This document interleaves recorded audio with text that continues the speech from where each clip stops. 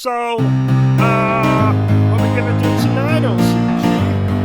Why, same thing we try to do every night, Bertram. Take over the world.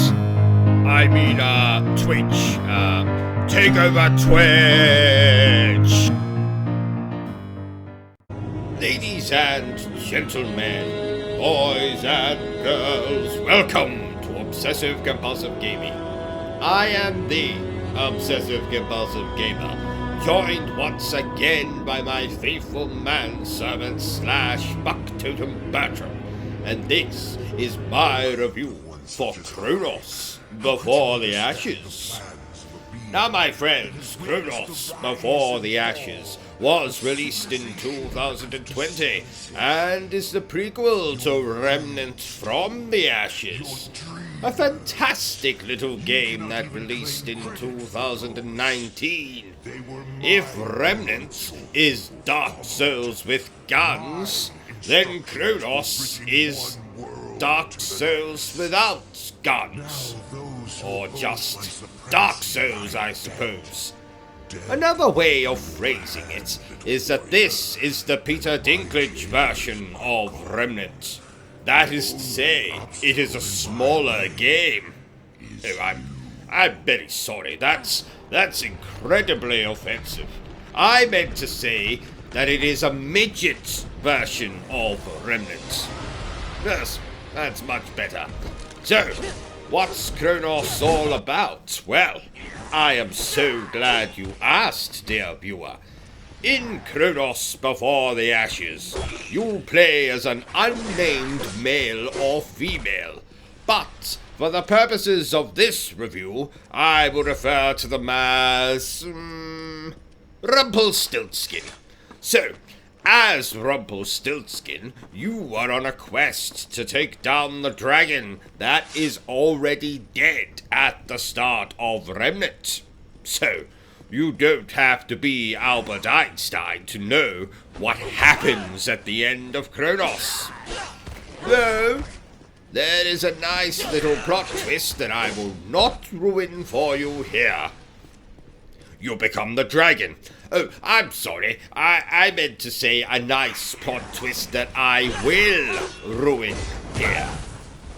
A big difference from Remnant is the fact that when you start Chronos, you are an 18-year-old Rumpelstiltskin.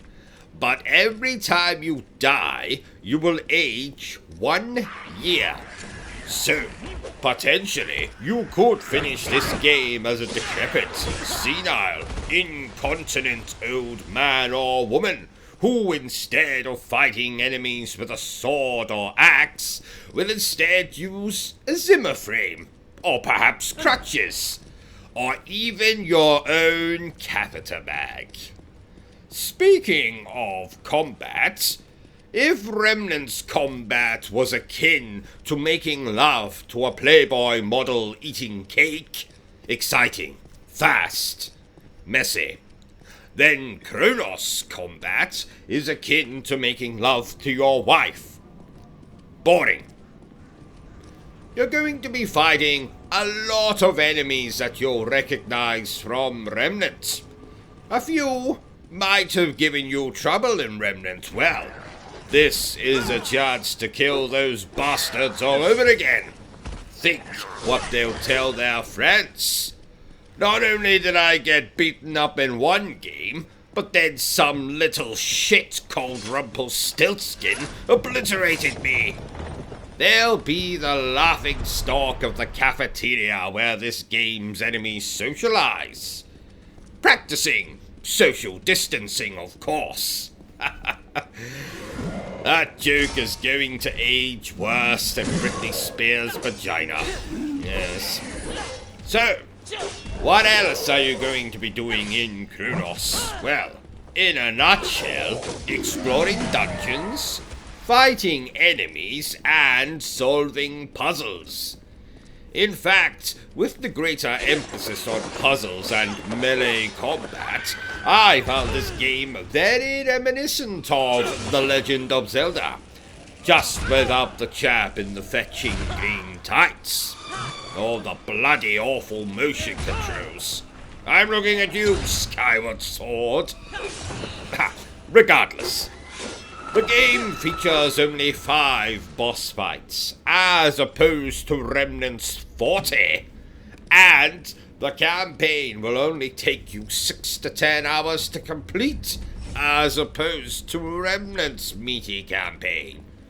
Therefore, one might say Chronos is the Danny DeVito version of Remnant. That is to say, it is a shorter game. Oh, I'm sorry again. That is incredibly offensive. I meant to say it is a dwarf version of Remnant. So therefore, in the end, I enjoyed Chronos about as much as I enjoy putting TCP in my eyes. Not very much. There's no story, the combat is boring, and most of the enemies are recycled from Remnant.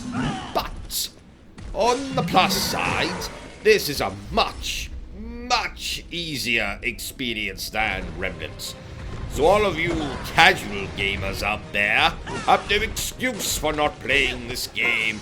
Nope, not even if your grandmother just died, or your cat was abducted by aliens, or you found Kevin Spacey under your bed.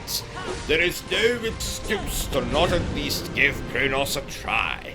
Therefore, I am going to score Chronos before the ashes a 6 out of 10. Well, there you have it, ladies and gentlemen. My review for Chronos before the ashes. If you enjoyed this little review of mine, don't forget to give me a thumbs up. If you haven't enjoyed it so much, well then, feel free to give me a thumbs down. Don't forget to hit that little like, subscribe, bell button thingy. Share the video to all your friends and family. Maybe not your parents though. Jump over to my Twitch channel where I stream quite frequently. I'm sure you'll agree with me that it is bloody hilarious.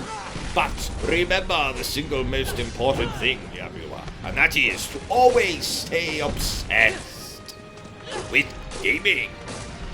Yes.